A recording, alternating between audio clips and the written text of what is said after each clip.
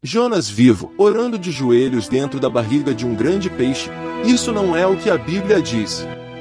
Você pode acreditar no milagre de que Deus conservou Jonas vivo, por cerca de 26 horas, de joelhos e orando dentro da barriga de um grande peixe?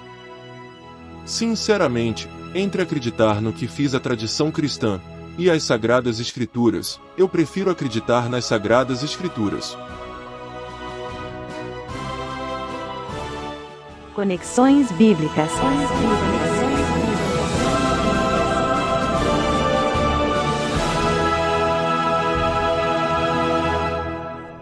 Bem-vindos ao programa Conexões Bíblicas. Aqui buscamos algo extraordinário nas Escrituras, as ligações profundas entre acontecimentos, profecias e revelações que ao longo da Bíblia apontam para o mesmo propósito divino. A Bíblia não é apenas uma coleção de histórias isoladas. Ela é uma narrativa contínua, onde acontecimentos separados por séculos se conectam de forma surpreendente. Hoje, vamos explorar uma dessas conexões impressionantes, uma ligação direta entre a história do profeta Jonas e as próprias palavras de Jesus Cristo. E essa conexão revela algo extraordinário, o sinal que comprovaria quem Jesus realmente é. Certa vez, alguns líderes religiosos pediram a Jesus um sinal que provasse sua autoridade, mas a resposta de Cristo foi inesperada. Ele declarou em Mateus 12, e verso 39, "Uma geração má e adúltera pede um sinal, mas nenhum sinal lhe será dado, senão o sinal do profeta Jonas."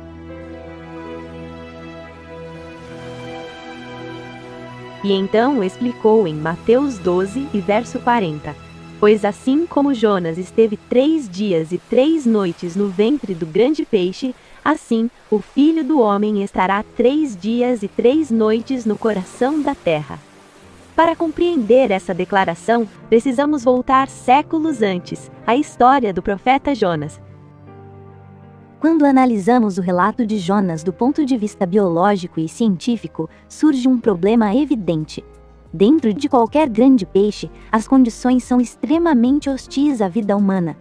O interior do estômago possui níveis elevados de ácido digestivo, praticamente nenhuma presença de oxigênio e um ambiente de pressão e contração muscular constante.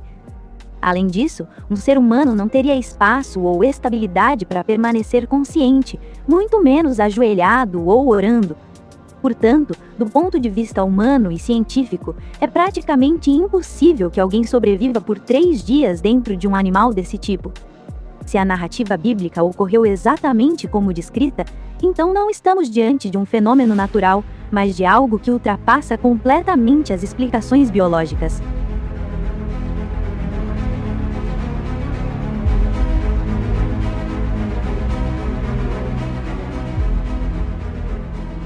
Quando Jonas tentou fugir da missão que Deus lhe havia dado, uma grande tempestade caiu sobre o mar. Para salvar o navio, ele foi lançado nas águas. A Bíblia descreve que Jonas começou a afundar nas profundezas do oceano. Em sua oração registrada nas Escrituras, ele relata essa experiência com palavras impressionantes. Curiosamente, o próprio texto bíblico dá indícios de que Jonas não estava simplesmente vivo dentro do peixe. Observe como ele descreve sua experiência em Jonas capítulo 2. Ele diz: "Do ventre do Sheol clamei, e tu ouviste a minha voz." Jonas 2:2. A palavra Sheol no hebraico refere-se ao domínio da morte. Jonas também declara em seu livro 2 e verso 6: "Desci até os fundamentos dos montes, mas tu fizeste subir da sepultura a minha vida." Essas palavras descrevem mais do que perigo. Elas expressam uma experiência que chega ao limite da morte, seguida pela intervenção poderosa de Deus. Essas expressões são típicas da linguagem bíblica usada para descrever alguém que foi trazido de volta da morte. Isso torna ainda mais significativa a declaração de Jesus em Mateus 12 e verso 40. "Assim como Jonas esteve 3 dias e 3 noites no ventre do peixe, o Filho do Homem estaria 3 dias no coração da terra." Ou seja, o episódio de Jonas não era apenas um milagre de preservação. ele se torna um sinal profético que aponta diretamente para a morte e a ressurreição de Cristo. Foi então que o Senhor preparou um grande peixe que tragou Jonas. Durante 3 dias e 3 noites, ele permaneceu ali, até que Deus ordenou ao peixe que o lançasse novamente em terra. Assim, Jonas se tornou um sinal vivo. A autora cristã Ellen White, especialmente em Profetas e Reis, descreve o episódio de Jonas de maneira relativamente direta, onde Deus prepara um grande peixe. O peixe preserva a vida do profeta. E dentro do peixe Jonas ora e se arrepende.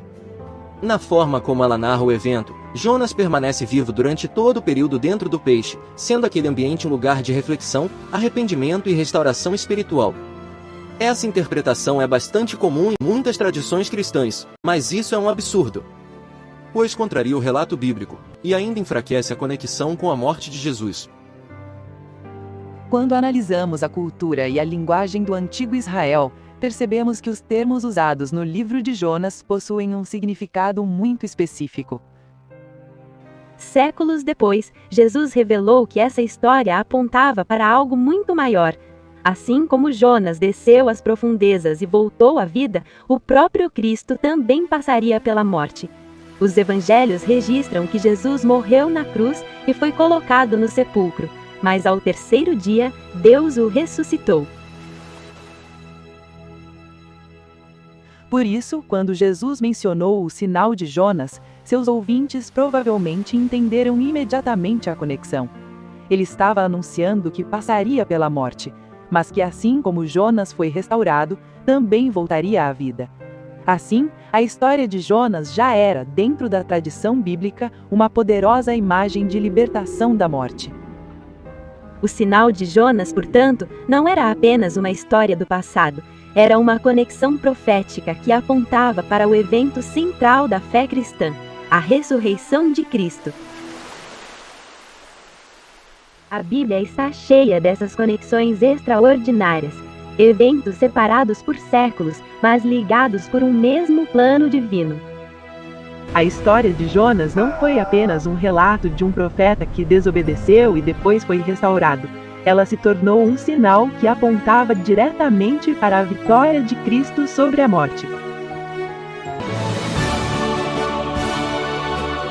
E essa é a mensagem que ecoa até hoje. Cristo morreu, Cristo foi sepultado e Cristo ressuscitou, e é essa verdade que continua transformando vidas. Este foi mais um episódio de Conexões Bíblicas. Até o próximo programa.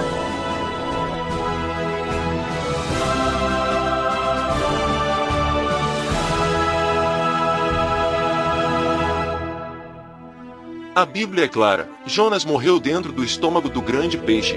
Depois de aproximadamente 26 horas, Deus o ressuscitou. Jesus pôde usar esse exemplo para anunciar o que aconteceria com ele mesmo. Morreria e, depois de 3 dias, seria ressuscitado. Então faço uma observação. Podemos ver algumas pequenas incoerências nos escritos de Ellen White, mas isso não a desqualifica como autêntica profetisa para a igreja que prosperou segundo a sua influência. Isso apenas mostra que ela é humana, e que os seus escritos, embora inspirados por Deus, quando ela deu um parecer pessoal dela mesma, então ficou sujeita a erros. Ela é uma profetisa, mas os seus escritos não são de modo absoluto a inerrante palavra de Deus. Pode ser que Deus permitiu que se percebesse esse e outros erros, justamente para que ela não fosse idolatrada. Talvez Deus não permitiu que ela entendesse tudo, reservando outras revelações para os dias finais desta nossa história. Isso é algo a se pensar com honestidade, pois disto depende o entendimento perfeito das profecias para o tempo do fim. É necessário voltar às Escrituras.